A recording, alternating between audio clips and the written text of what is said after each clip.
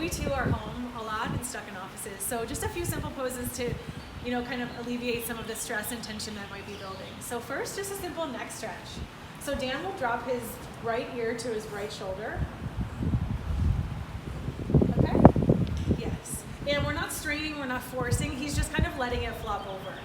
And notice most importantly that his hips and shoulders are all in line. So he has a nice, can you turn? He has a nice alignment here between the hip shoulder point and then the ears dropping down. So he's just letting it fall. You can add the weight of the right hand over the head and kind of on the left ear to help guide it, right? You don't want to force the neck, but just to start to release some of the tension after the neck's been upright for so long in a day.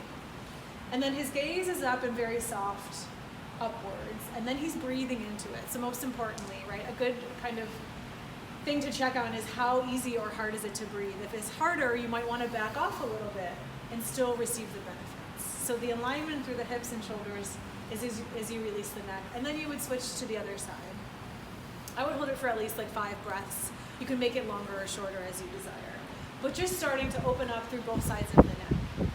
And then ideally it's going to release some of your trapezius muscles on the back that attach and help hold up our head all day. Beautiful. Okay, we'll come through, cat-cow is very popular and something we love.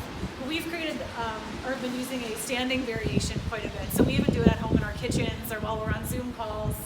So Dan will reach his arms up overhead and interlace the palms. So the palms will then reach for the ceiling. So he's actively pressing through his palms. His pinky fingers thinking about rolling to the back. And again, same thing here, hips, shoulders, hands, and then the shoulders are relaxed and the neck is centered between the two shoulders. So he's pressing up through the palms and thinking about using the elongation of the side bodies to press to the sky.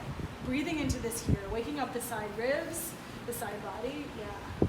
And then on his exhale, he brings the arms forward. So as he's exhaling and hollowing through the belly, the arms come forward as he rounds through his spine and tucks his chin.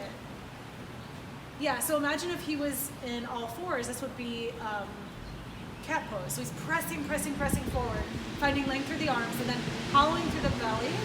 His neck is soft, his gaze is at his kind of chest or belly button, yeah. And then inhaling to come up.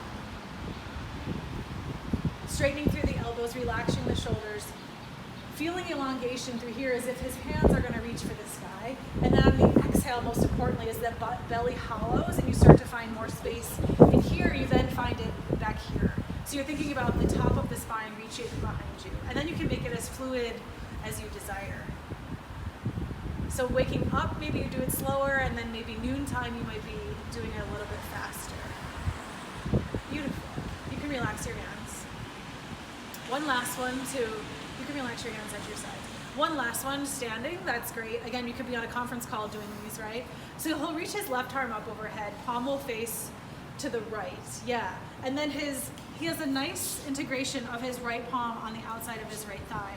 So this hand is gonna start to creep down towards his knee as he roots over and gazes up underneath the left bicep and starts to continue to find elongation through this side body. Right? And maybe it's creeping down into the IT band and it's probably up and through the armpit as well. Yeah, but making sure we're breathing here, most important.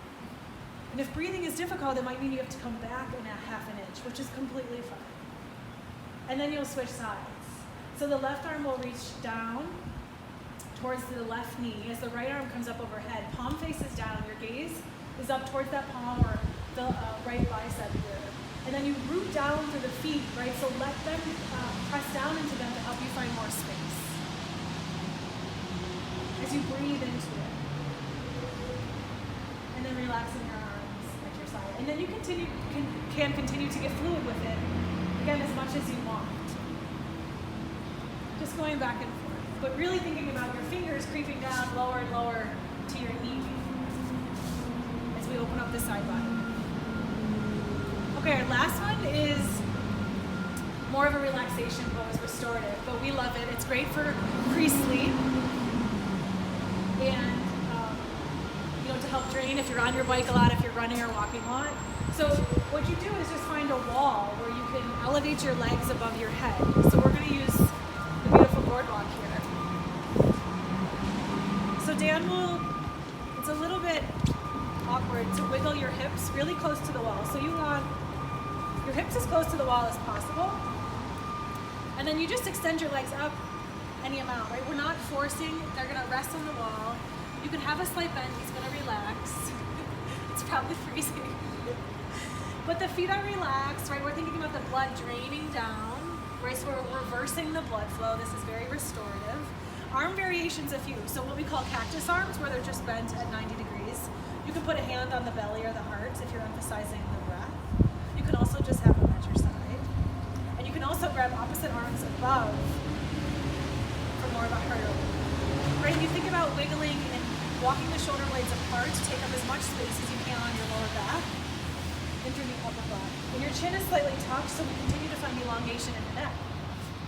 And then you can stay here, ideally a minimum of 5 minutes, but we do as much as 20. So that's what we have, 4 poses from Space on Seneca.